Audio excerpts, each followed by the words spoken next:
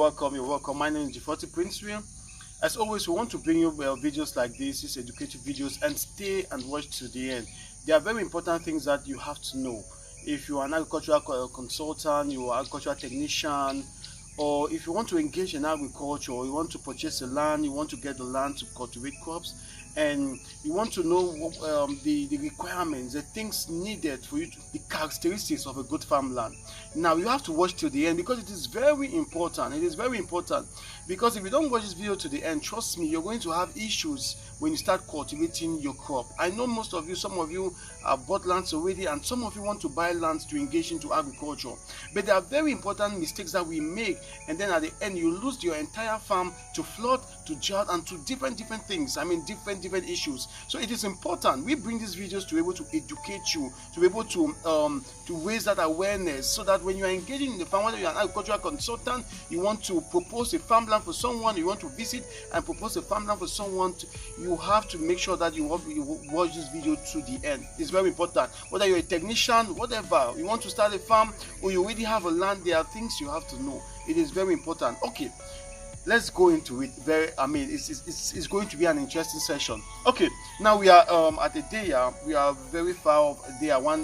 We are in a jungle. It's a forest. You can see this is a swamp. There's a river, and there's even a bigger river at the other side. Very big river. So this is an area that is good. It's very good for agricultural purposes, because one of the things you want to look at before you get the land is the availability of water, because you want a situation whereby if you're planting in the dry season, you can use the water surrounding the farm for irrigation. Now if you have a farmhouse, your workers in the farm will be able to have a source of water, either for bathing, to use to bathe, and probably to cook and do some basic things in the farm. So having a good water source like this, it is quite amazing. If you see, this is good. It's fresh water and it's really nice. We have fish here. You have some natural things within this water which you can use in the dry season to irrigate your farm and to do different things. But now the issue is there is a downside to it. Having a water body around your farm, there are some things that you must do, and that is what a lot of consultants or a lot of technicians or people want to engage in farming, they fail to do. And it is very important. The most important thing when you have water around your farm is to make sure that you look at the water table.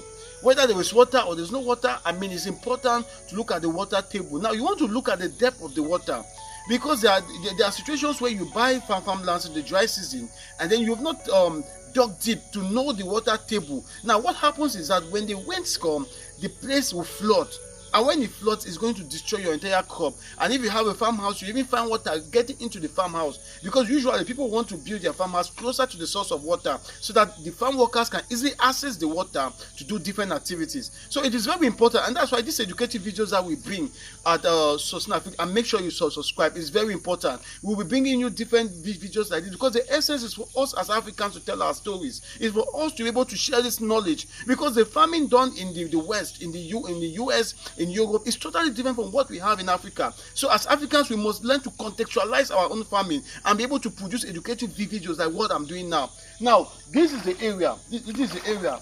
This is water around, which is a good thing. But now let's move around, and then you see. Now just looking down here, you find water.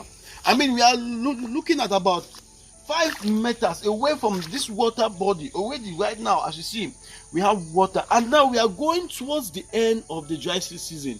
We are heading towards the end of the rainy season. Now this is the end of the rainy season, and we have water here, which means at the peak of the rainy season, this water was almost everywhere.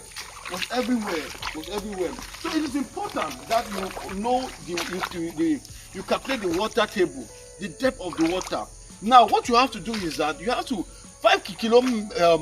about 10 to 5 meters, 5 to 10 meters away from the water source.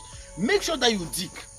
It's important to dig. Now let's do this so you see. It's important you do this.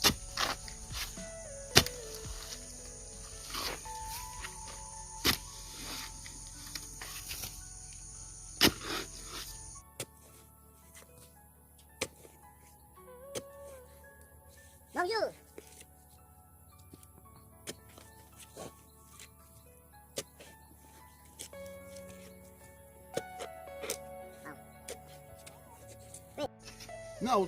Now to calculate the depth of the water, to know the water table, to be able to know how it is important to dig. It's very simple.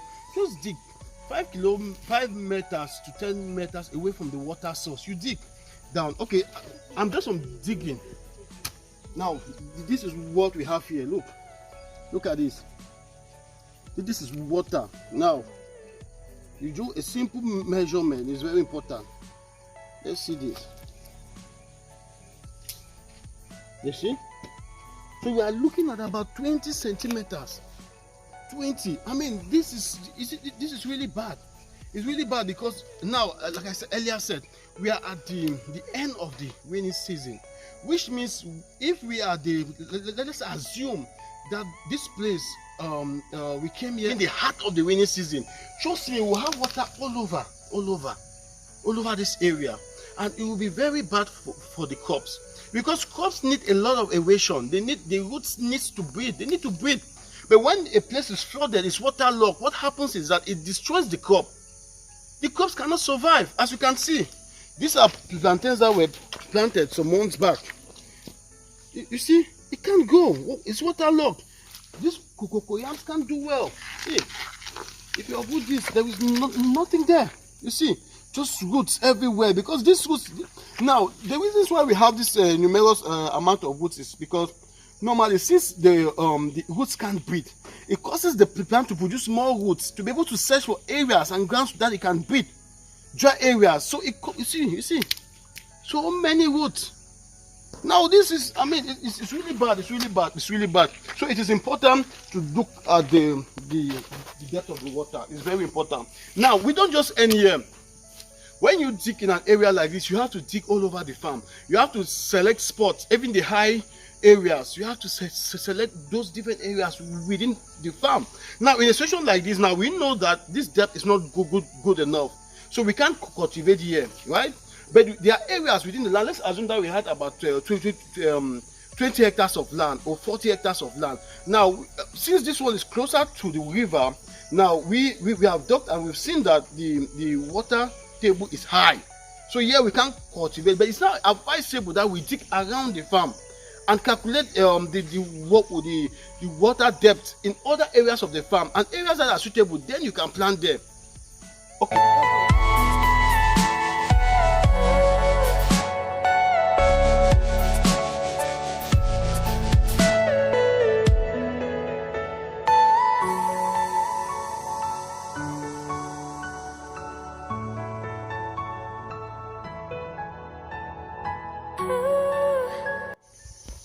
Yeah, it's not easy. It's quite tiring. It's not easy. It's not easy. We have to do the hard part. And see, we just left from the main water source, the river, which we showed you earlier. This is about 20 meters long. So from the main water, like we dug 5 meters from the water source, and then now we are about 20 meters from the water source. So we want to be able to calculate the water depth of the water, because it's important. Because when you're growing crops, you have to they have roots, and these roots have tap roots. The tap roots, you have fibrous roots that dig into the soil to anchor the plant and also to get nutrients. Soils that are waterlogged, where you have the water depth wide up, the soil that are almost waterlogged, makes it very difficult for the plants to survive. So that is why it's very important for you to be able to understand the depth of the water. By doing what you have to know, by digging. It's just simple. You dig and then you calculate. So we are 20 meters away from the main water source. And now, as you can see, we just dug right now. And we have to measure.